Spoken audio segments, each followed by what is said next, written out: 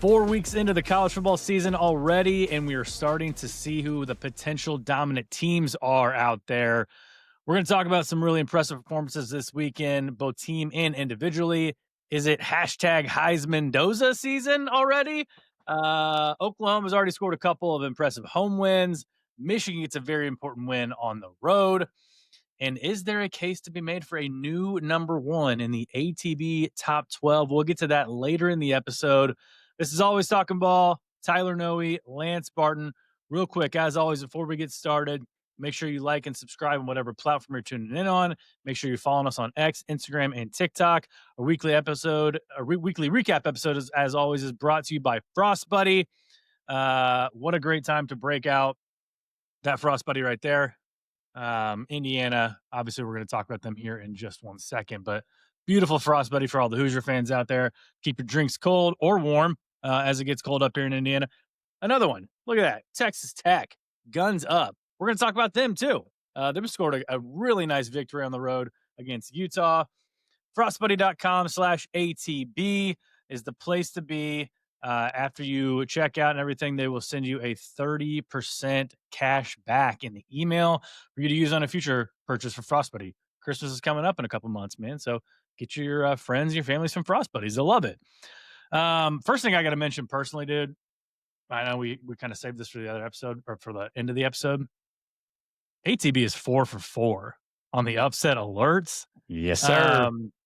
I finally pulled my weight this week with Memphis getting that 1-point victory over Arkansas with Sutton Smith and that 64-yard touchdown run with under 5 minutes to go and them holding off. I didn't catch the end of that game. I had some family obligations, but Lance said it was a crazy game.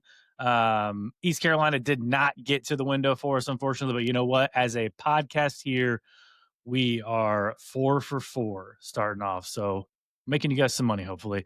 Let's talk about Indiana. I mean, just an absolute thorough, utter domination of number 9 Illinois, 63-10 in Bloomington. One of the wildest scenes I've seen for an Indiana football game at home in a long time. And it's just amazing, man, through 17 games now, what Curt Cignetti has been able to do to that city, that town, that college. Obviously, we know the history of Indiana football. They're down there with the Dukes and the Vanderbilts. And it's just, it hasn't been pretty at all. But you look at this box score, man. If you remember last year when they just absolutely took it to Purdue, that was what this was like. Yeah. I mean, if you look at the team stats, 31 first downs to 9. The really telling stat is 312 rushing yards to just 2 rushing yards. Everyone questioned if Indiana was going to be able to do what they did last year. Now they're starting to show some staying power. Obviously, with their first Big Ten game, can you do it next week at Iowa? We'll see. Can you do it at Oregon, at Penn State, on the road? Those are some tough road environments. But for the first Big Ten game, for Fernando Mendoza, for the numbers he put up, for Cignetti, Bryant Haynes' defense, just a dominant performance. That defense, man, I can't say enough. It was one miscommunication on a play. That bomb that in Illinois ties it up. You're like, this is going to be a good game. And that was it. That was it. And I can't get over the fact that they just absolutely whooped the Illini.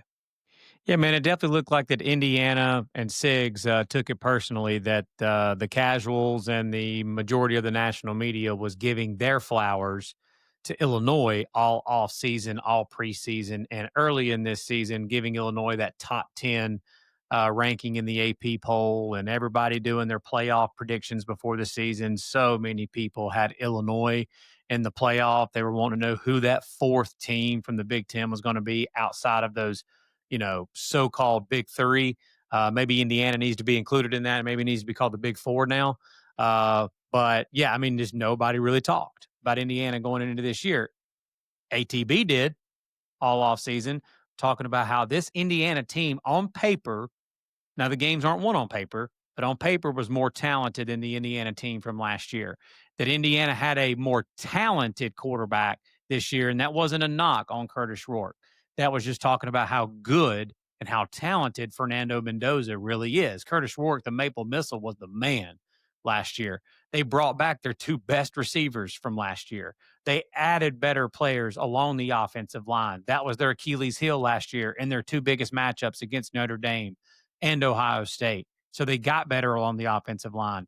They brought back multiple all Big Ten defenders like D'Angelo Pons, who blocked that punt and ended up getting that Mhm. touchdown, like an Aiden Fisher, who was making plays everywhere at, at Dude, it's linebacker. amazing. It's amazing the good things that happen when you put your best players on special teams. It really is, exactly. But you're and that's an old, Frank Beamer thing of, Beamer ball. Like, when I remember Urban Meyer went up to Virginia Tech to learn, what Beamer ball was all about at Virginia Tech, and, like, literally Beamer put his best running backs, best wide receivers, corner, whoever that may be, on punt block and kick, kick block and stuff, so field goal Well, and block. we know Siggs is from the Saban tree, and I mean I remember he's got guys like Jalen Waddle back there returning punts, so Yep. he's not afraid to put his skill position players on special teams. Nope, agreed. So, but it was just a dominant performance all the way around, man. Like you said, running game, defensive front, one busted coverage on defense. The Illinois offensive line, what you talked about, was a problem Yeah. this year. It absolutely ended up being a problem. Man, they're just not getting enough push running the football at all. It was a warning sign going into that game, and it reeked of a warning, and it was absolutely came true in that game. And, Altmaier didn't have the time to be able to really do anything. Receivers were blanketed to be in the secondary. I mean, Brian Haynes, man, has been doing it since JMU, and he's doing it now again at Indiana. Just remarkable. That is a well coached, efficient football team there in Indiana, and explosive. Every sense of the word, man. They're a good football team. And before all the folks listening to this, it's funny you're talking about, like, you hadn't seen. I agree, when that game first came on air and they showed that crowd and that atmosphere, I just kind of like just smirked, looked at the TV, and I was like, when did you ever think you'd see something like that on the Mhm. television in Bloomington? And Yeah. I just can't imagine what those Indiana fans, and I mean, you are a diehard Indiana Hoosier basketball fan, and I just can't imagine what, like, those folks that are just diehard Indiana hoops fans that like Indiana football and stuff, but, like, just haven't had much to cheer about really their entire life. Yeah. Like, dude, I can't imagine what old Dan, your old pops, what he thinks right now, dude, about, like, what he's watching consistently, man, year in and year out. What our boy Ryan is Yeah. getting to watch right now consistently, now through 17 games. I mean, Indiana is 15-2, and their only two losses are to the two teams that played for the national championship last year, and Notre Dame and Ohio State. Just it's remarkable, man. And my question to you about this Indiana team is, I know it's just what we saw last night, but what we've seen so far through these first four games, I mean, they're better than they were. They are better than they were last year. Yeah. I mean, we'll toot our own horn. We called it on paper. Their offense is better. Defense, again, still every level the defense has playmakers. And like you said, I mean, yeah, they went up against a offensive line for Illinois that was having issues, but they took full advantage of it. Altmaier was never comfortable back there.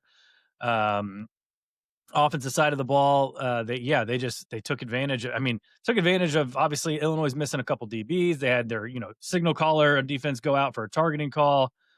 Just the simple out patterns were just wide open. Wide Just open. some of the worst defense I've ever seen from a team in the top 10. I think I saw this stat too. This was the largest margin of victory in the history of college football for a top team in the top 15 by a team that wasn't in the top 15. It had to be. Um, I mean, that has to be. Like, I mean, that was just, again, that was just a complete and utter shellacking. and then how Uh, about, like, they're up? I mean, they pulled their starters at the beginning of the fourth quarter of a top yep, 20 matchup, yep, and Siggs is over there, just a stone cold killer, dude. Like, yep. not a smile on the face of that guy. And Who does that remind you of? yeah, reminds me of a guy who's up by 40 just throwing his headset and getting all upset, Yep, down there in Tuscaloosa. yep. Um, But yeah, I mean, dude, Unbelievable. I mean, they had over 300 yards rushing. I mean, we talked about it. Beebe went out with the injury, and there's just next man up. They've got 3 backs still, Kobe Martin, Kalen Black, and Roman Hemby, who are all 3 legit. Surratt and Omar Cooper, legit. And again, defensively, man, they've got guys everywhere. Lewis Moore, once again, like going into this game, we talked about him going into the matchup, how he led them in tackles and was leading them in interceptions. He again led them in tackles in this game, just all over the field, making plays and getting deflections on knocking balls down and stuff in the secondary. Yeah. And real quick, just if you're Illinois, all you can do, man, at this point, just scrap. That game, just scrap it. No reason to even watch tape on it. I remember in high school, my old high school coach did this when we got our just cheeks clapped in a game, like just destroyed. Literally came in on Sunday on film session, put the tape on the concrete and took a sledgehammer to it and just said, no reason to watch a second of this. Let's go get ready for this coming up week and let's get better. If you're Illinois, you got USC coming to town now. You can't let this loss compound into multiple losses going forward. Yeah, carryover. Yeah, it can't be carryover. It can't be your confidence is shook now and all that. It's just, boys, we got our ass kicked, and it's time to move on. And again, I thought Illinois was fraudulent going into the game and going into this year. It's why I had Illinois. That's why I had Indiana -5.5. But still, Bielema's a good coach. Illinois is still a solid football team. They're not a bad football team. You know as well as I do. We live in a world now when a game like that happens, most people, instead of giving Indiana credit, the first thing they utter out of their mouths is yeah, see, Illinois, they suck. They ain't no good. They're overrated. And some of that may be true. But again, 2 things can be true at once. Illinois may not be a top 10 team in the country, which they're not, but they're a solid football team. And Indiana might be a really good football team. Yeah. And I'm going to put all this to rest right here. It's not going to go to rest because everybody's still going to talk about it constantly. Indiana schedules the worst, softest Charmin, chicken, non-conference scheduling. It's awful. It's pathetic. It's a joke. Very, very Penn State-esque. Okay, yeah. But that is true. That is the case. Okay? It's also true that Kurt Cignetti and the Indiana Hoosiers are freaking for real. Both of those things can be true. Yeah. If you look up in the college football dictionary, the definition of a cheek clapping, that was it last night in Bloomington. That's all I got to say, man. It was just like you turn off the TV, you turn on another game. I can't believe I'm turning off a top 20 matchup. I just can't believe it. Props to Indiana. Illinois back to the drawing board. Yeah, let's move on. Actually, you know what? I really want to touch on SEC Big Ten because as you're talking about, college football playoff team, all that stuff, as we're looking how this season is going to fold out, Notre Dame suffers one more loss. They're probably eliminated for sure. You get the G5. It's looking really, really likely that either the SEC or the Big Ten is going. One of the 2 conferences is going to get 5 teams in. Because one team from the ACC is going to make it unless, Florida State and Miami are 12-0, 11-1, something like that. They beat each other. Big 12 is probably going to be one team. So it looks like if Notre Dame loses again, there will be some more spots there. And in that case, there will probably be 9-3 teams. So Indiana starts off the season with a really big conference win, really big top 10 win to kind of put a feather in their cap for the rest of the season. Let's move on. Texas Tech goes to Salt Lake City, goes to Rice Eccles. I know it was a 10 a.m. kick, and it was a very sloppy first half, but they come away with a fairly dominant on the scoreboard, 34-10 victory. For the first half, it was a 7-point game, 10-3. I think it was 13-10 at one point as well. Kind of feel bad for Utah's defense. They played really well. They just couldn't overcome the fact that their offense couldn't do a single thing. Yep. And they turned the ball over 4 times. They hung in there as long as they could. Texas Tech just eventually wore them down in the second half. Yeah, this was a story about the Texas Tech defense.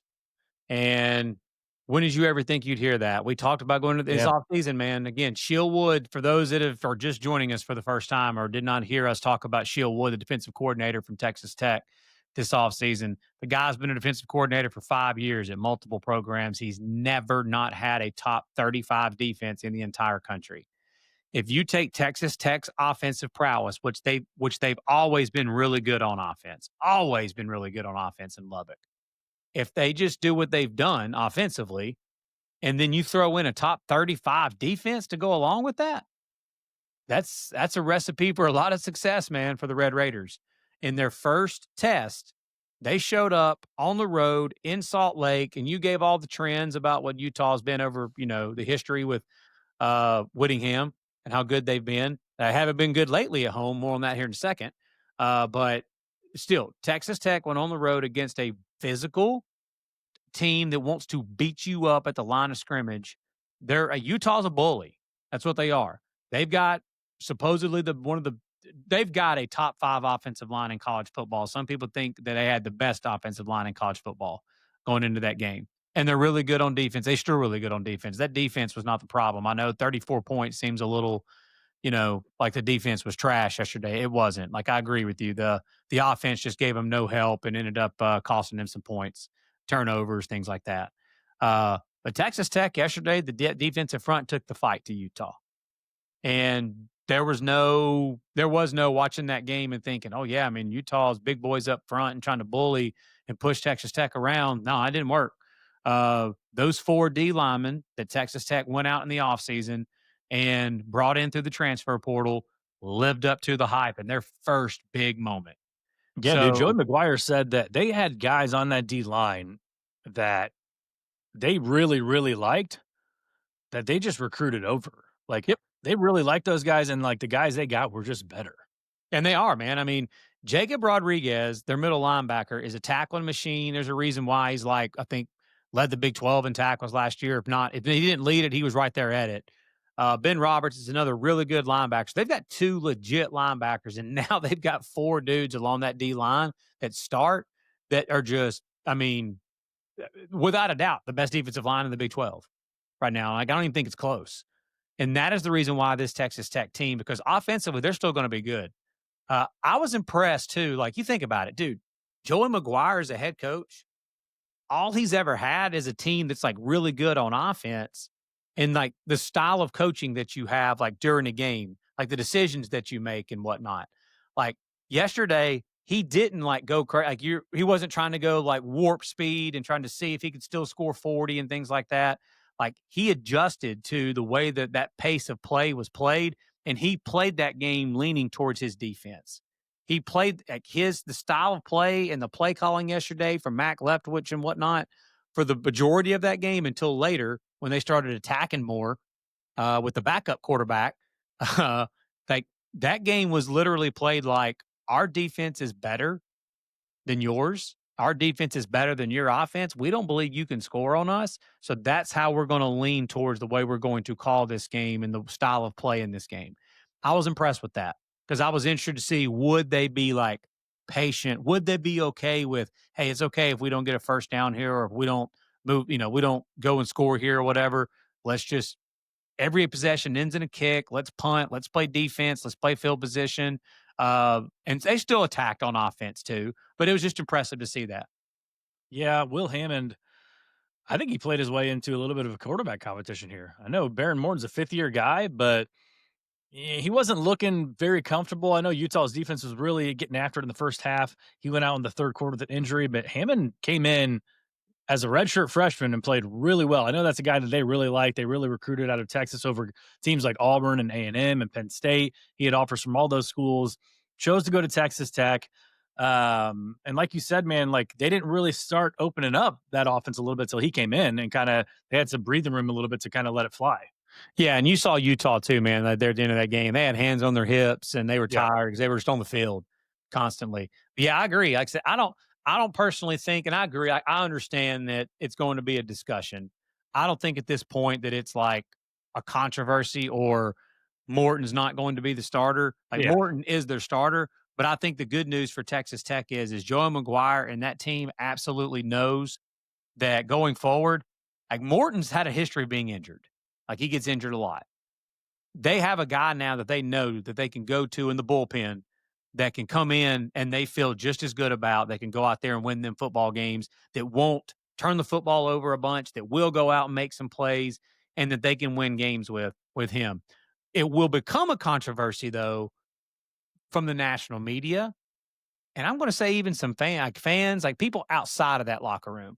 That's where it will become a discussion because you know as well as I do, Texas Tech gets in one of these next few games, man, and Morton throws a pick, or if he has 5 straight just a few incompletions or whatever, any mistake that he makes is going to be heightened now because the noise outside of that sideline and outside of that coaching staff is going to be, well, we should go to, Hammond should be playing.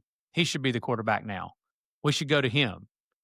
But I think Texas Tech, and as long as Joey McGuire does a good job in that locker room and whatnot, as long as they're all together there and stuff, I don't think that's going to be a problem. I think it's honestly I don't agree with if you got 2 quarterbacks, you got none. No, they've got 2 really good quarterbacks. They've got a starter in Baron Morton, and they've got a guy they can go to in the bullpen if they need to. Or if Morton is really struggling and starts really struggling, they got a guy they can bring in that can go win football games. Oklahoma scored a 24-17 victory over Auburn yesterday. We always talk about the voodoo of Jordan Hare. There was some voodoo going on against the Tigers yesterday Yeah. at Gaylord Memorial Stadium down there in Norman.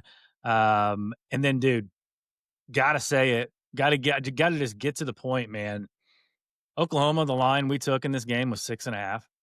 And thank God for Auburn's porous offensive line. And our Mason Thomas gets that sack and gets that safety to cover. I mean, we were jumping for joy. Dude, I was jumping up and down and clapping, and my little almost 2-year-old, 23 month and 1 week left to go till Yeah. she turns 2, little Blair was literally just standing there in her diaper, and I'm going, "Let's go, yeah!" Whatever like that when the sack happened because I was celebrating like I looked at Emily and I was like, "I got Oklahoma minus 6.5. I got Oklahoma minus 6.5." Whatever like that, and then I'm just going, yeah. All of a sudden, my daughter is standing behind me, jumping up and down, going, "Yeah, yeah!" like clapping and stuff, and I picked Clapping for her up. daddy's wallet. Yeah, exactly. Little does she know that what's going on there. But Yeah. no, it was yeah, well, that's where it starts, man. I mean, Oklahoma's defensive line is arguably the best in the country right now. 10 sacks. Yeah, 10 sacks, really good against the run. They're, 7 of those sacks came without our Mason Thomas. exactly. This is this is nothing shocking when it's a Brent Venables defense. It's just not. I mean, when he was Yeah. at Clemson year after year after year, you just go find the very top of the list of the teams that were ranked the highest in tackles for a loss and in sacks, teams that created negative plays, and Clemson was always one of the best in the country. And they always had just dudes along that defensive line. Oklahoma has that. Oklahoma has dudes along their defensive line, and then they've got a scheme with a coach that just does a really good job of finding ways to create negative plays. And that just kills you as an offense. Because honestly, Jackson Arnold did not play bad. Like there were some times he was holding on the ball way too long and whatnot, but overall, like he didn't play terrible. Uh, and I didn't hate the game plan that Auburn had. I thought they should have. I know it's like easy to say this. Well, it's hard to do that if you're getting sacked. I think he had enough time to drop back and plant his back foot and just throw alley oops. Like that was what we talked about before the game. Yeah. Just throw a bunch of oops to Cam Coleman and those receivers. When they did that, it worked. Mhm. And I thought they should have done that more. And but just it's twofold. Some of the sacks were on Arnold, some were awful breakdowns by the offensive line. I think that stuff can be correctable, and I think this is a game too where it's almost like Tennessee, Georgia last week, or you kinda leave looking at Auburn a little differently than they were last year, kind of the turnovers and stuff, like, I mean, you said it multiple times yesterday, they just played better than Oklahoma for most of that game until Yeah. John McClure kinda took over on that last drive. Yeah, Mateer we'll start there. Mateer, ridiculous the last, like, really in the second half. I think he completed, like, 13 of his last 14 passes or something there Yeah, in he that was game. he was at least last 10 for 10 for sure. Yeah, I mean, in that drive there at the end of the game, leading them down the field and scoring, he really took over in the second half, and when it was they're calling him now, Money Mateer Money Mateer or Yeah. something after the Money Manziel stuff. He was money, in the second half when it mattered the most. But, yeah, so I actually reflected what you just said about Auburn in my rankings. I didn't drop Auburn in the Yeah. rankings. I know a lot of people have problems with that. When you lose, you should drop. I mean, I already had them right around there in the 20, like low 20s. Hmm. I might have dropped them like one spot, I think. But like, yeah, I walked away impressed. Like they had horrible calls, just horrible calls go against them. The SEC office has already done that thing that honestly would just piss me off more if I was a coach of a team. It's like, okay, so you admit that you made a huge mistake. It cost us a wide open touchdown, but nothing's going to be done about it. Did Those they do? offi- Did they come out and say that during the Alabama game last year against Oklahoma? oh, about the Ron Williams thing? Yeah. Yeah. Yeah. But the difference was in that game, it wasn't gonna matter really, but No. this game was like a one-score game, Yeah. and you're talking about, you can't really go back and take it off the board and play the game over again, but No, no, yeah. the fumble at the beginning of the game, I was shocked that they took that touchdown off the board when Auburn had to scoop and score. The no pass interference call on the jump ball to Cam Coleman. I mean, Auburn, I think, ended up scoring on that possession, so I don't think that really mattered that much. It's just the fact that they didn't call it that was wild. But the deal about when Oklahoma was, hey, how about Oklahoma though trying that out and just seeing if they could get away with it. If you can get away with it, why not, right? But by the way, they did multiple things during that game that they were trying to. I was kind of like later on the game, I was like, man, Ben Arbuckle, I wasn't aware of your Yeah. of some of the stuff, like the little pick plays that they kept running. Oh, yeah. And they got Yeah. called for offensive pass interference both times on it. I Mhm. don't know if that was more Oklahoma on the play calling or if that was more just the receiver just was not doing what he was supposed to do. Yeah. Point being though, it's obvious that on that play they're trying to run an illegal pick and get away with it. Mhm. And they didn't get away with it. And then they Yeah. had that deal trying to run the receiver off, and they did get away with it, and they got a touchdown out of it. But They're yeah, going dude, with the theory of, like, they're not gonna call it every time. It's like pass interference, we're gonna grab and grab and grab. They're not gonna call it every time, so might as well try to get away with it. yeah. But yeah, I came away honestly impressed with Auburn that they went into a really good team like Oklahoma like that. And there's a lot of that game I felt like Auburn was the better football team. But like the difference in the game ended up being that Oklahoma defensive line and John Mateer, which is the two best parts of that team. The problem Oklahoma's got going forward when they play maybe it won't matter because Mateer plays so well and that defense plays so well. Eventually, though, they've got to figure out a way to run the football with the traditional way with their running backs. Because right now, that's just non-existent. Really, they can't run the football at all from the traditional run game. Mateer's not going to be able to just carry them in the running game. He's going to get banged up eventually. I mean, I'm not just trying to say, oh, the SEC is just so much more. That's not what I'm saying. The schedule that they play, and as good as some of those defensive fronts are, if he's taking just so many hits like that constantly throughout a game, it just takes one. We've seen it in the college football a lot. It just takes one to knock him out.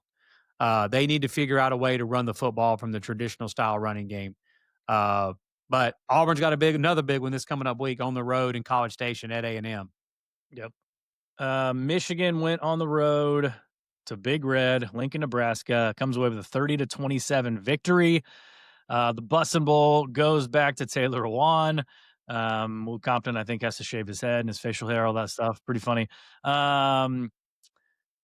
In this game, Bryce Underwood pretty much looked like I thought he would look in Lincoln in front of that crowd, on the road, second time ever as a true freshman. He may have just thrown for a little over 100 yards. He ran the ball pretty well, but, he looked lost at times. He looked like, didn't ever look like the moment was too big, but he just kind of looked, a little frazzled sometimes.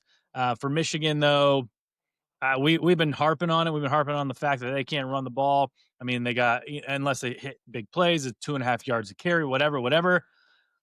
We probably should start, talking about the fact that maybe they're just like a big play offense, like as far as like the running game's concerned, because Justice Haynes did it again yesterday, and then Jordan Marshall, you mentioned him last episode. He hasn't done anything. He finally opens it up in the second half. There, kind of is like the touchdown that kind of put the game away.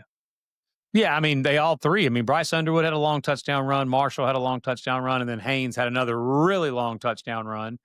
31 carries, 290 yards, and 3 touchdowns total from those 3 guys. All the rushing yards came from those 3 guys. I mean, the big thing is, though, like Underwood didn't throw any picks. They only had 1 turnover. Underwood had a fumble that he lost. Yeah. But again, you only have one turnover like that. I mean, that's pretty good, clean football there, especially with a freshman quarterback on the road like that. Uh, I mean, if you really want to break it down too, I mean, Nebraska, I mean, if they don't get that Hail Mary there at the end of the first half, I mean, what they don't get that Hail Mary there at the end of the first half, I mean, that game probably is a little more uh, of a spanking than it ended Mhm. up obviously being. But I think, man, it's just again, Michigan made some plays along their defensive front. They were able to make more plays on the defense, running the football again. Like you said, they're a big play rushing offense, and just Nebraska, man. Like they had everything right there in front of them in that game. In that game, they're catching Michigan with a true freshman quarterback without their coach on their home field in that situation. Still couldn't get it done. Yeah, I think Uh, they've lost 26 or 28 games in a row against AP top 25 teams, which is yeah, just unreal. yeah, it is. But that was a big win for Michigan to not only kind of keep their season alive, like they're looking at their schedule, they could be in the play for, that fourth or fifth spot in the Big Ten and contend for that playoff. This was a big one for Nebraska, though, where we talked about Matt Rule year 3. Obviously, they played well. They kept it within reach. I mean, it didn't look like they were just outmatched or outclassed or anything like that. But they just something about that program, man, that's been snake bit for the last 10, 15 years, right? That they just they struggle to get it done in these close games. Yeah. I mean, Dylan Raiola played well. He played solid and stuff, but like I don't know what Nebraska has to do just to get over the hump uh, at this point. Like, I just don't know that they're going to have a situation like that against one of the, I'm going to call it like more premier programs in the Big Ten that's going to set up better than that one did. And they Yeah. couldn't get the win. I mean, again, Michigan had 9 tackles for a loss and 7 sacks. Uh, I mean, the defensive front and the run game for Michigan ended up being the difference. But I mean, I still think that Nebraska is obviously heading in the right direction, in a better direction than what they were previously. I mean, Matt Rule is doing a better job with bringing in people in the transfer portal. He is creating more excitement there and whatnot. But as far as them being one of like getting closer to being like a more premier team in the Big Ten, I mean, I don't know, man. It's Yeah. hard to tell at this point. Miami got a big win last night, another thorough domination against Florida, 26-7 down there at Hard Rock Stadium. And we'll talk about them here in a little bit in our national, top 12 rankings. But again, just another ho hum boring performance. They just won by nearly 20 points. And to me, I mean, yeah, the offense is great. Offense kind of struggled last night. The story is the defense of Corey Heatherman. Yep, and that's why I think that it's kind of like LSU we were talking about last week. Maybe I'm way off on this, but dude, LSU has way too many weapons on offense and a good quarterback not to just figure it out offensively. Miami hasn't been that this year. I mean, they've been really good offensively this year, but their defense being just so much better, like light years better than what it was last year, is such a huge deal, and it's a reason why that they are right now. That there's more on them here in a minute. I don't care what anybody says. If anybody wants to rank Miami number one in the country as we sit here to like today at this point in the season, you have no arguments for me on that. And they are complete on both sides of the ball. The offense is really freaking good, but that defense is nasty right now. And dude, Florida. I mean, I think they had 140 something total yards. Yeah.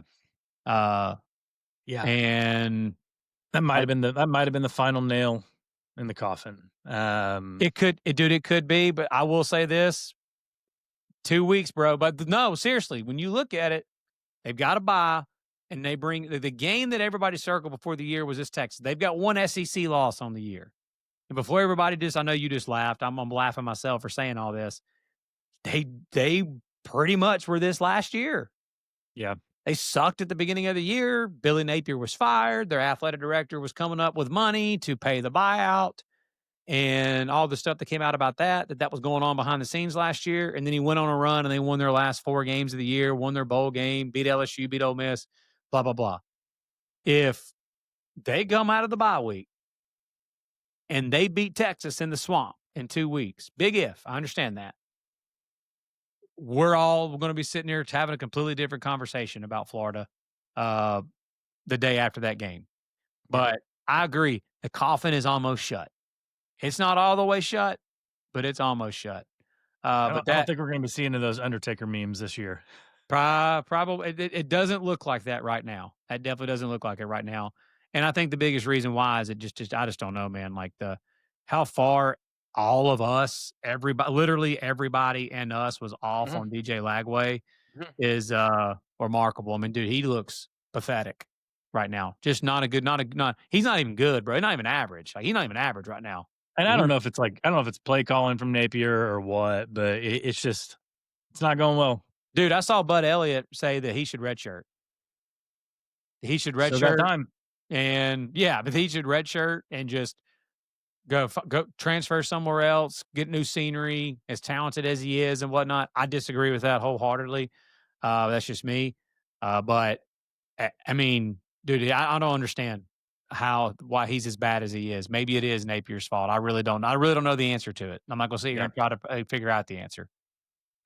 A team that is just outside of our top 12 and a guy that you just have been dying to talk about is Trinidad Chambliss and Ole Miss getting the 45-10 victory over Tulane yesterday. He put up 419 total yards, um, which was incredibly impressive. So is Austin Simmons Wally pipped at this point? We'll find out this week when they go Yeah, against Blake Baker's defense. yeah.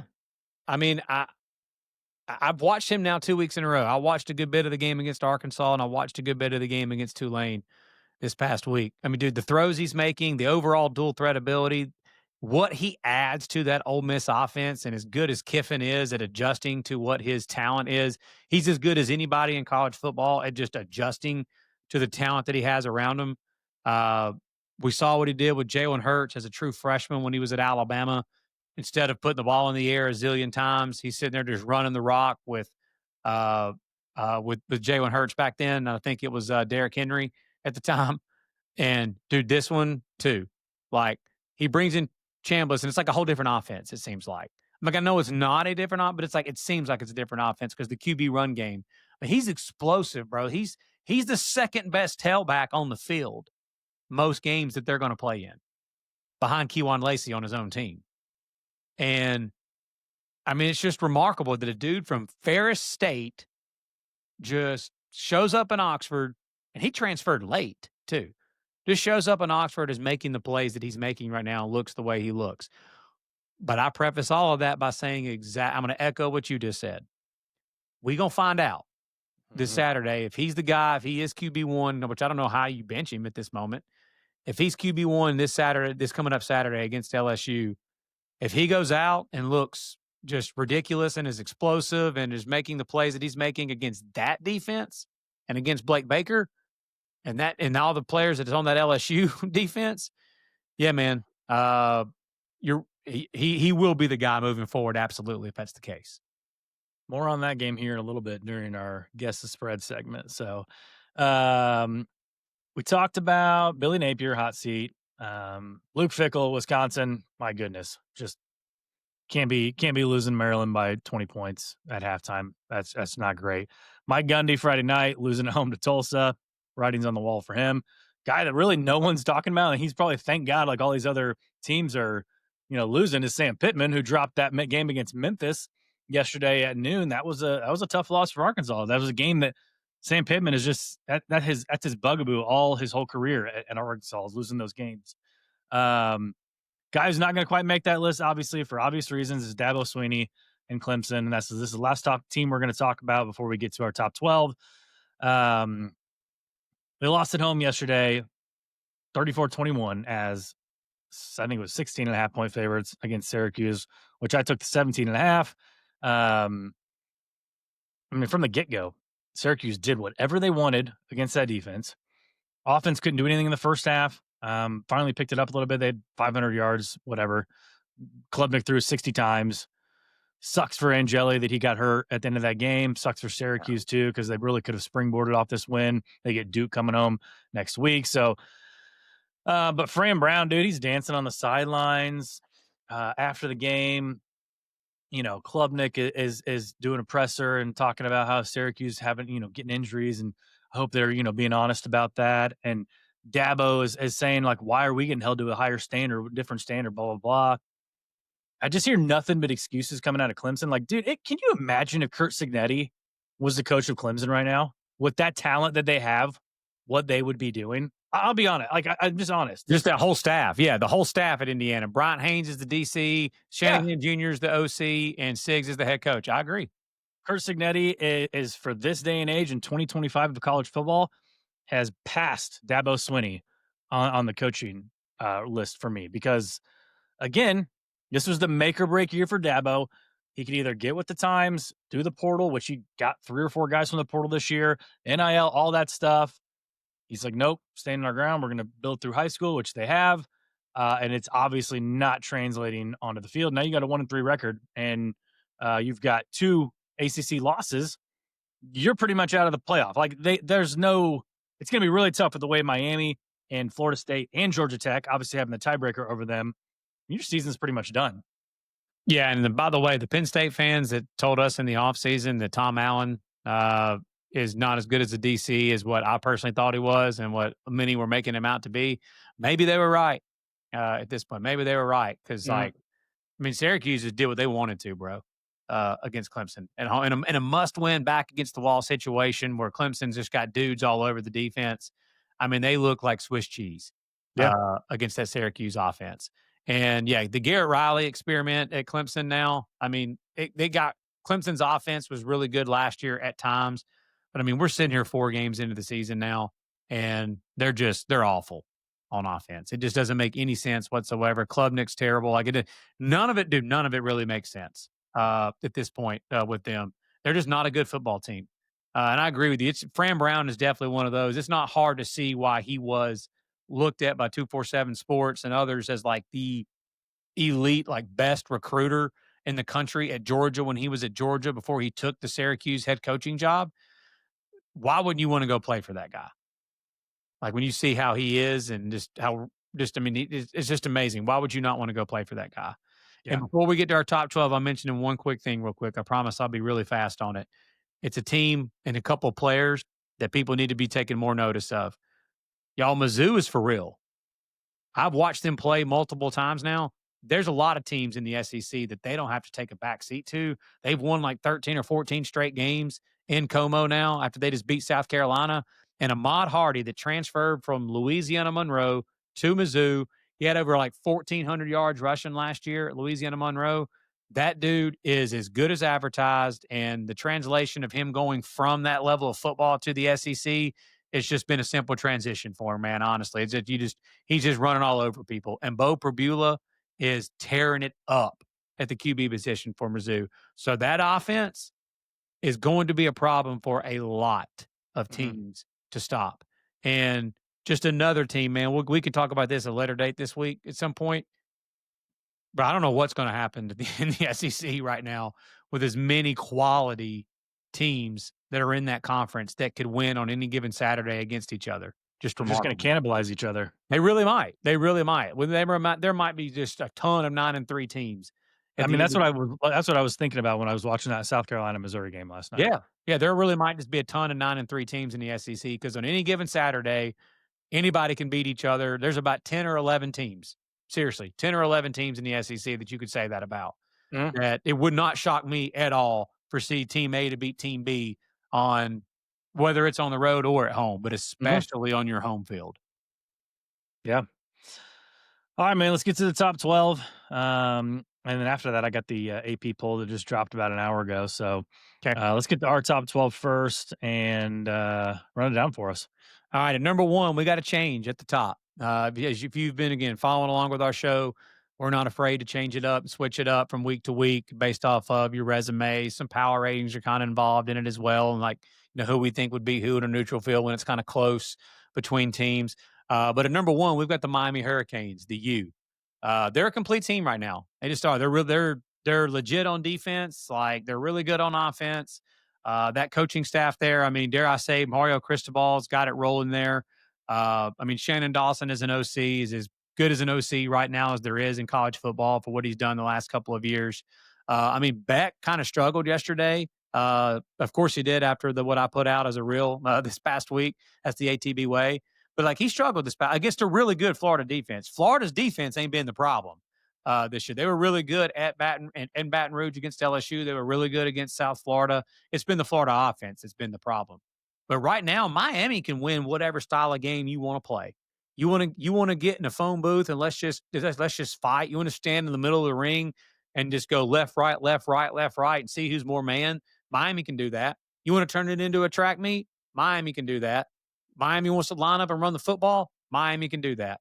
So, based off their resume right now, I have no problem with them being the number one team in the country with wins over Notre Dame, South Florida, and now Florida just through 4 weeks of the season.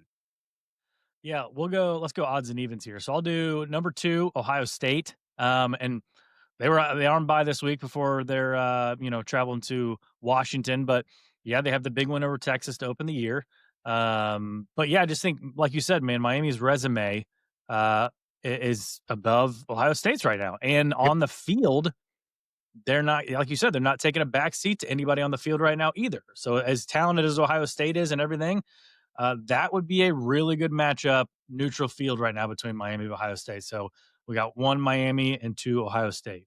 All right, number 3, we've got LSU. LSU had their, one of their little whipping boy games that they had this week. They play Southeast Louisiana. They won 56-10, but they've got a big one coming up this week on the road in Oxford against Ole Miss. That's a big revenge game for Ole Miss. We saw last year LSU beat them like I think it was overtime, maybe. If it Yeah. wasn't overtime, it was the very end of the game. Ole Miss didn't trail in regulation. Right. Like I said, LSU beat them at the very end of the game. That was one of those games again at the end of the year last year when you saw Ole Miss being kept out of the playoffs. They were just this close to getting there, and that was one of those games that kept them out. But yep, LSU's got a big one on the road this week at Ole Miss and Oxford. Number 4, we've got Georgia. And I had A&M 4, Georgia 5. You had Georgia 4. So averaged out here, we got Georgia at 4. They were on a bye week, obviously, before they're going to host the Crimson Tide next week. And I think just, kind of same thing we said about them last week. Resume-wise, that win at Tennessee was very solid. The reason I had A&M ahead of them is because I think the win at Notre Dame, coupled with the 2 teams they played before that, which were better than Marshall and Austin Peay, just a better overall resume for me. But again, like you're kind of splitting hairs with these teams right there. So yeah, we got Georgia at number 4. Yep, and like you just alluded to, we've got Texas A&M at number 5. A&M has Auburn coming to town this week. They were on a bye as well after that Notre Dame game, and I think that was a well-timed bye, by the way. The fact that they didn't have to match up against somebody, solid or anything or in a trap spot after that just humongous win against Notre Dame. They get 2 weeks for Mike Elko to maybe get that defense playing a little bit better football right now because that offense is playing dang good football right now. But yeah, they've got Auburn coming to town, and again, that's going to be a really good football game, man. That Auburn team is good. That we thought that Auburn was going to be good going into the year, and they are. Like I said, I didn't see much separation between them and Oklahoma in that game in Norman yesterday. So yeah, A&M's got a big one this week with Auburn. I think that's the 2:30 or 3:30 kick on ABC this coming up Saturday afternoon. Number 6, we got Oklahoma. The Sooners climb a couple spots in our rankings. They got 2 of the best ones out there, man. I know they're both at home, but against Michigan and Auburn, both who I think we both have still in our top 25. Yep. But really solid wins. Again, our only fear is how long is Mateer going to basically be able to do this by himself and basically carry this team on his back? But for now, resume-wise, the way their defense looks, Oklahoma jumps up to number 6 for us. Yeah, but at number 7, we've got the Quack Attack, the Oregon Ducks. Oregon, we still call it the Civil War. Oregon just, did what we all thought they would do to Oregon State, to the Beavs. And that's just a complete and utter mismatch. Oregon won that game 41-7 yesterday. And the Ducks now, the big one that we all circled before the season started, the whiteout game at Penn State, Saturday night, the rematch of last year's Big Ten championship game that you and I went to in Indy. That's going to be so much fun to watch. I cannot wait to see what Dante Moore and that Will Stein offense looks like in a road environment like you're going to see in the Penn State whiteout.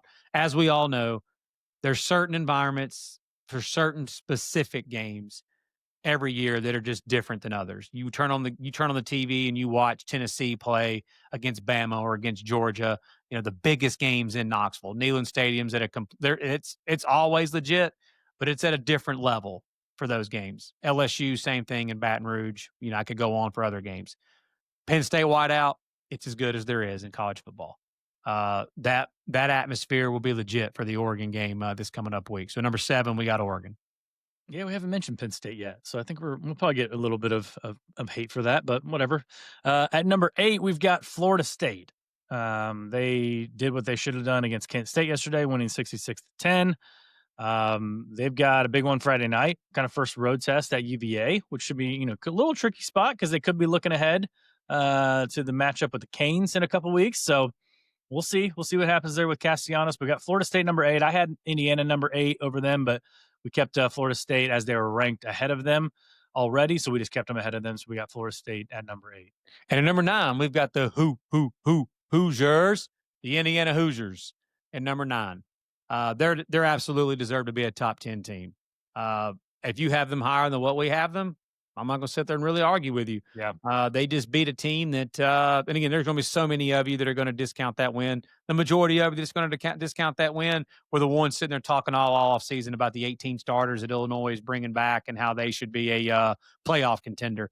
Then now you're going to act like, well, they're just not any good. And that's the only reason why Indiana did that. No, Indiana did that because Indiana is a freaking dang good football team. It's well coached. They're efficient.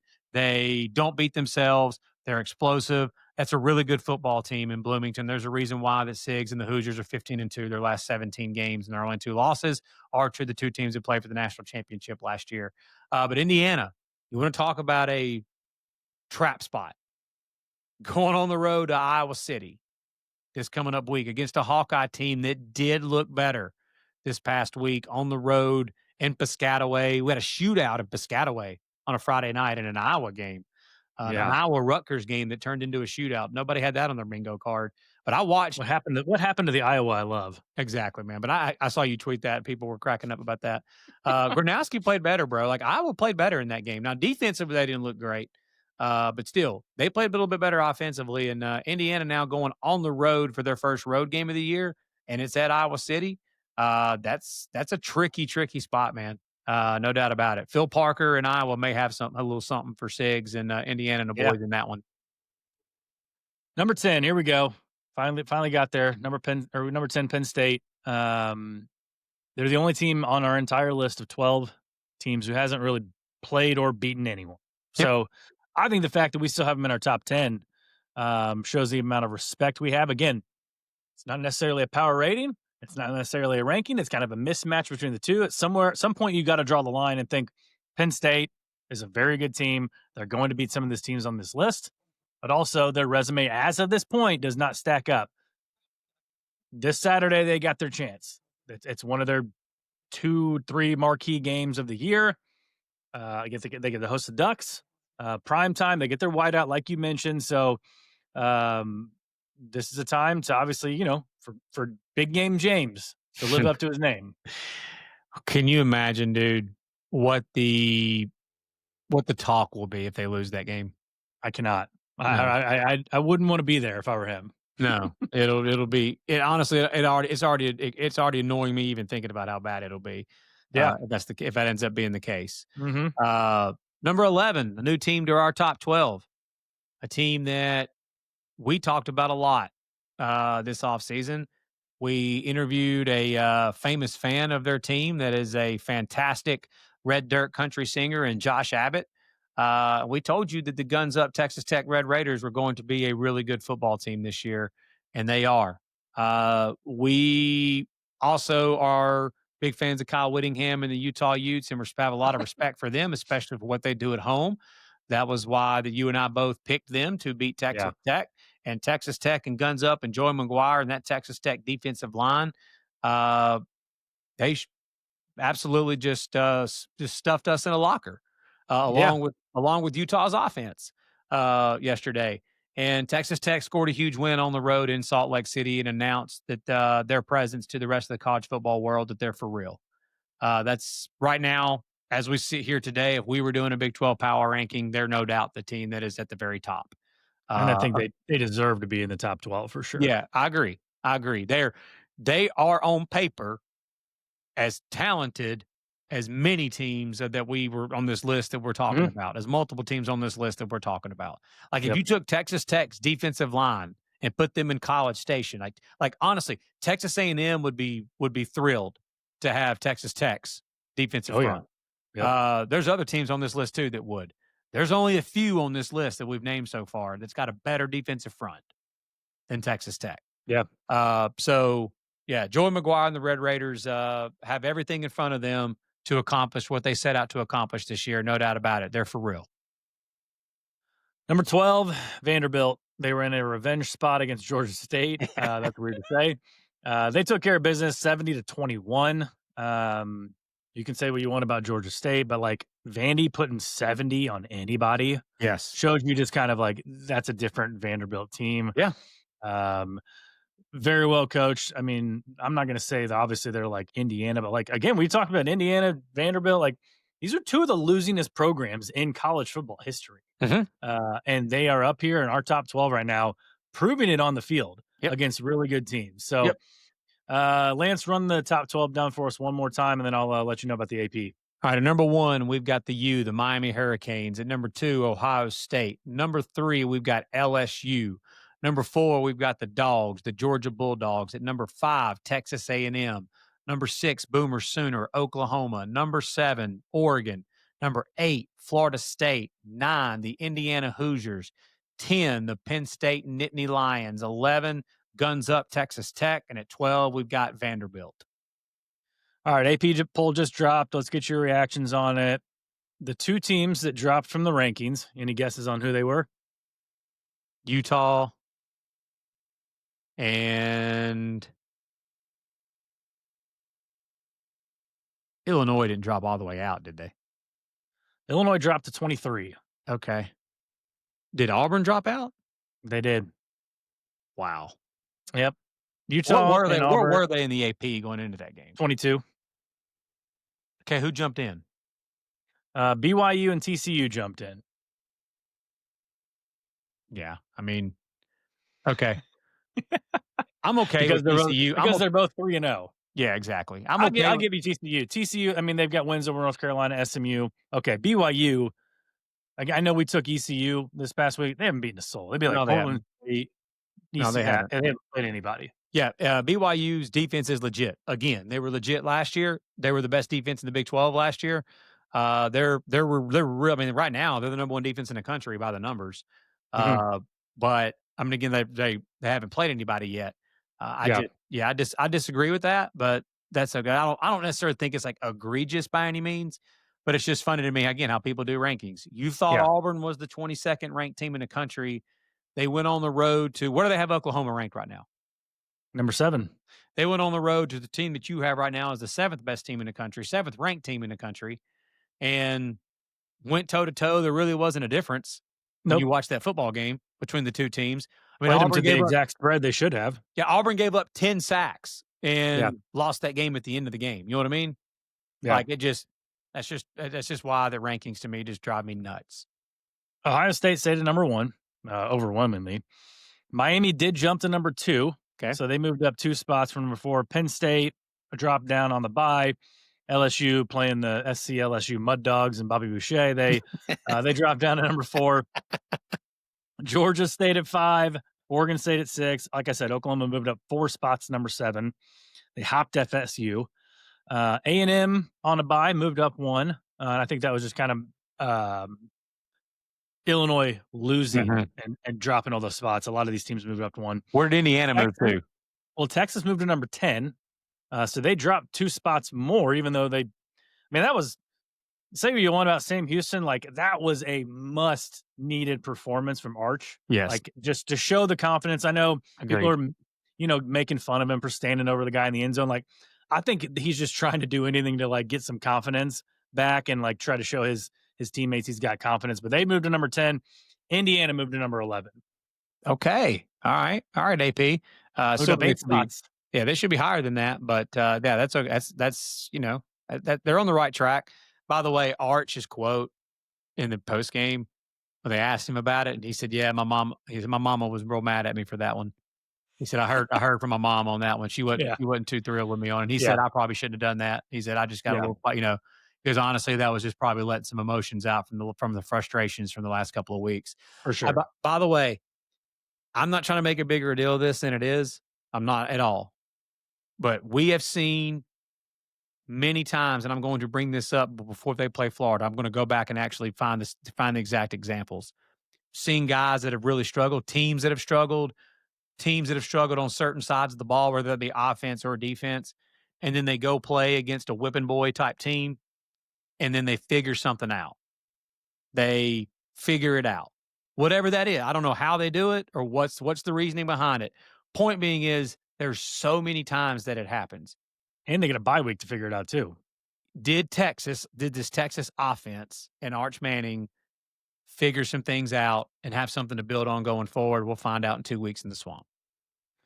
Yeah, number 11 is Indiana, number 12 Texas Tech up 5 spots from number 17. Ole Miss at 13, Iowa State on a bye dropped down to 14. They dropped 2 spots. Tennessee State at 15. Georgia Tech playing Temple, they actually came up 2 spots to number 16. So I feel like they're like it's just a little course correction maybe. Because really nothing. I mean, a Temple win's not going to move the needle that much. But Alabama, they dropped 3 spots in the AP poll, just being on a bye. So, I mean, I know Indiana jumped up there. I think Texas Tech jumped up there. Obviously, Alabama's going to get their chance to prove it this Saturday and jump up there. We'll talk about them much, much more. Vandy up 2 spots to 18. Michigan up 2 spots to 19. Mizzou 20. USC 21. Notre Dame 22. Like I said, Illinois at 23. And then TCU and BYU at 24 and 25. Yeah, I mean, I'm glad to see that they jumped Indiana as much as they did. Again, I think they should be higher, but it's good to see that they did jump them. And they should have. They should jump Yeah. them up as far as they did.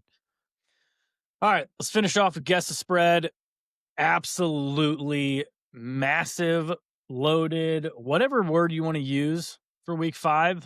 That it'll fit the bill because I've got a ton of games listed here that are going to be catching people's eyes. Massive, massive, massive week ahead. Obviously, we got the 2 headliners, but there's a lot of other sneaky games here that we're going to talk about for a second. And yeah, so we'll get to it. Let's start off with some Friday night lights. Florida State at UVA. We talked about it earlier. Yep, UVA is one of those teams that's just nobody's talking about right now, and rightfully so because they haven't played anybody. But they're a much better football team.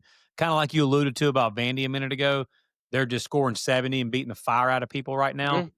I mean, UVA has not been a team that lines up against really anybody and just beats the brakes off of them. That's what they're doing to teams right now. Yeah. Chandler Morris and that UVA offense and UVA in general is a very solid football team. And I'm interested to see Florida State actually get out of the friendly confines of Tallahassee and go play a team Friday night. That just, again, I'm not saying UVA is some world beater or anything, but they're solid football team. So I'll say Florida State is I'll say Florida State is 9.5. Uh-oh. Starting off bad. Florida State -7. Okay. So hey, all that stuff I just said about you, it looks like odds makers are noticing the Wahoos as well.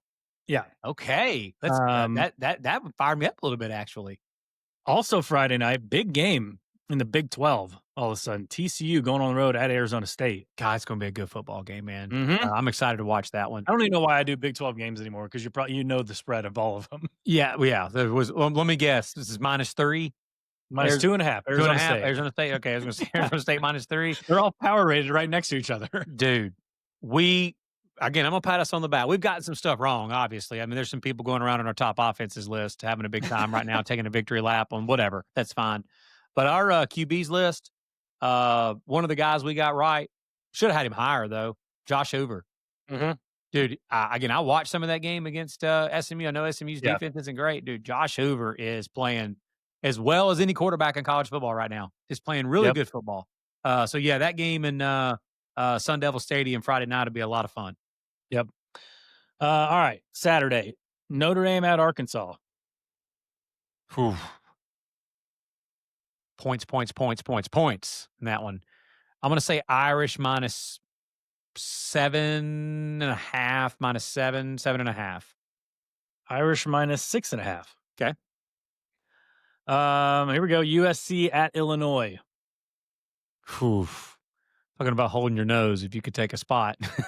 Yeah. Oh, me. I would have loved to see what the look ahead line was on this. I Before want to last say week. it was about, I think USC was favored, but I think it was like 1.5. Okay. I'll say USC minus 4.5. USC minus 6.5. Okay. I'm already hating myself because can see myself trying to take Illinois this week. I'm already hating myself. I did that last week. I'm not doing it again. Yeah. Yeah. And LSU at Ole Miss. I've been riding that USC train. You know I have. Yeah. So yeah, that was going to be interesting. All right, who we got next? LSU at Ole Miss. LSU minus 1. That's what it opened up as. It opened up at LSU minus 1.5. Is it It's already gone? it's already Ole Miss minus 1.5. Massive week 5 ahead, dude. It really is, man. Can Trinidad Chambliss and the Rebs get it done against the Bengal Yeah. Tigers? That's going to be a fun one. Auburn at Texas A&M. Same as Oklahoma. So I'll say A&M minus 6.5. A&M minus 7.5. Ooh. Go for that touchdown. Yeah. Okay. Hey, real quick, what time is that Ole Miss LSU game? 3:30. So that is Auburn A&M. They're all 3:30. Okay. Here's another 3:30 one for you. Ohio State going on the road at Washington. Lord have mercy. Damon Williams, like second in the country in QBR right now. Yeah, Damon Williams and Jonah Coleman and Denzel Boston, the three guys we talked all offseason about. Yeah, that we hyped up all offseason. They're living up to it. Buckeyes off a bye too, aren't they? Yep. I'll say Ohio State 11. Ohio State minus 10.5. Oh, that's close. Okay. Yeah. Okay. We talked about this one. I think this is another 3:30 one. Maybe I don't know when these games are, but Indiana going on the road at Iowa. Indiana minus 7.5. Exactly. Indiana minus 7.5. Okay. Tennessee at Mississippi State.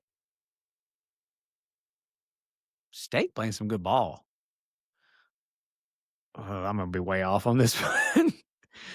I'll say Tennessee minus 13.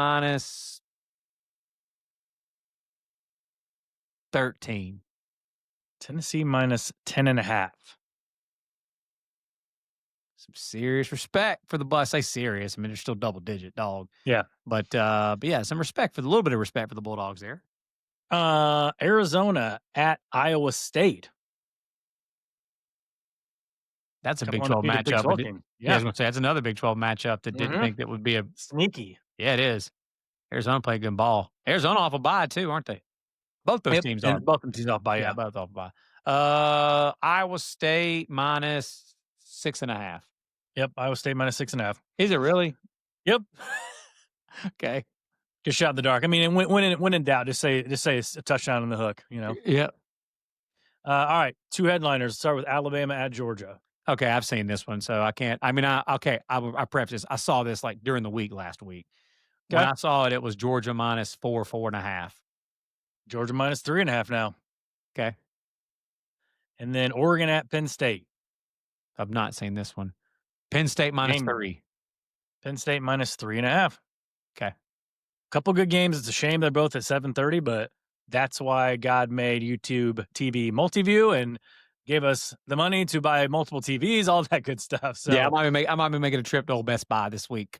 yeah, massive, massive week 5. Early bets, you got any? Tell me right now what the line is on Kansas State hosting UCF. Kansas State hosting UCF. Random one, I know. Right now, I'm seeing a couple different numbers, but at DraftKings and FanDuel, I'm seeing Kansas State minus 6.5. Okay. My first best bet of the week is I'll take Kansas State minus 6.5 against UCF Okay. in the Little Apple in Manhattan. I could be wrong. Kansas State may be this year's Florida State, the team that went to Ireland and then just ends up laying an egg the rest of the season. I just don't think that's the case, man. I think this Kansas State team is too well coached. Uh, I think UCF's first road game of the season, going on the road to the Little Apple in Manhattan with K State off a bye. I think they're a team too that I just went blank. What's his face? The coach, Chris Kleiman. Yeah. Chris Kleiman off a bye with 2 weeks to prepare. I would imagine it's probably pretty good against the number. Don't have it in front of me, obviously. But yeah, I'll take Yeah. Kansas State minus 6.5. I want that line where it's at now, kind of like we did this last week where we jumped on Kansas against West Virginia and they took care of business. Yeah, I'm gonna go back to the state of Kansas and take the Wildcats minus 6.5 Okay. with my first bet of the week. I've got two for you, and I'm Oh. taking my first total of the year. Okay. And these were games we just touched on. Can I Can guess? you guess the spread? Yeah, you can guess. You know it. You've got over in Notre Dame, Arkansas. Exactly. I got them as soon as I texted Lance yesterday. I said, I've got two that I'm eyeing. As soon as they come out, I'm probably going to bet them. Didn't tell him what they were, but that line opened up at 61.5 as the total. And I was like, let's see what it does. Went to 62.5. I was like, all right, I'm grabbing 62.5. It's already up to 64.5. Notre Dame's going to score 40. Notre Dame's going to score 40 in that game. It's just I'm not sure you can make this number high enough. yeah. So You said Notre Dame's defense did not look good again against Purdue, right? I don't know what's going on with the defense. Notre Dame fans on social media and everything, not happy in the least with Chris Ash. I mean, you can kind of tell Marcus Freeman doesn't really know what's going on with the defense when looking at him on the sideline. Yeah. But giving up 30 points to Purdue is not a good look. Al Golden's not walking through those doors. So I don't know if Freeman needs to take over a little bit of the play calling. I don't know. It's a shame, too, because offense is really, really good this year. Maybe better than they were last year. Oh, not maybe. They're better than they were last year. They got the potential of wasting that offense because the defense just can't figure it out, and they just can't figure it out this year. So I'm going to take over 62.5 in there. I would still take over 64.5. So if you're listening, I would bet that. And then, dude, you're the one who's always telling me the home and road splits for Tennessee are just off the charts. So I'm going to take Mississippi State plus 10.5. Ooh, okay. I'm going to take, they already showed it to me at home this year against Arizona State. I just think Tennessee going on the road is going to struggle again. This is Aguilar's first road game, right? I believe it is. Yeah, it is because the first Syracuse game, in the neutral. first game was. I mean, it might as well have been a home game. I'm going to trust in the Levy and the boys here to keep it close. At least they might even win the game outright. That might be upset special. I don't know. Okay. The only thing that would worry me about that is, dude, I watched Arizona State when they decided, you know what, we're just not going to put the ball in the air and just run left, run right. Sure. That Josh Heupel offense, they can run the football. Yeah. But yeah, I don't know what it is. You just go look at it. Go look at Tennessee's losses in the last 3 or 4 years. Every single one of them except two, the two Georgia losses at home. Every one of them have been on the road. They lost at Arkansas last year when Arkansas was cheeks. So I mean, they're just not as, for whatever reason, they're no way near as good on the road. I know most teams are better at home than they're on the road, but like their splits are just awful. Well, even like against the spread, because like your point spread is going to be less on the road. So even against the spread, they're pretty awful on the road. So agreed. That's it for us. Week 4 was a blast, but I'm telling you, man, if we think what's coming is going to be correct, like week 5, again, I've been saying it for the past 20 minutes, off the charts week 5. So As the can't kids wait. say, it's gonna be lit, or the saying that we used to use when we were kids, "It's gonna be off the chain." Be off the chain, man. Yeah. But that's it for us, man. Appreciate you guys tuning in. Thank you for watching the recap. Make sure you watch the previews as well. Subscribe to YouTube, Apple, Spotify. Follow us on Instagram, TikTok, and X. For Lance Barton, I'm Tyler Noe. Take care. Have a great rest of your day, and we will see you next time.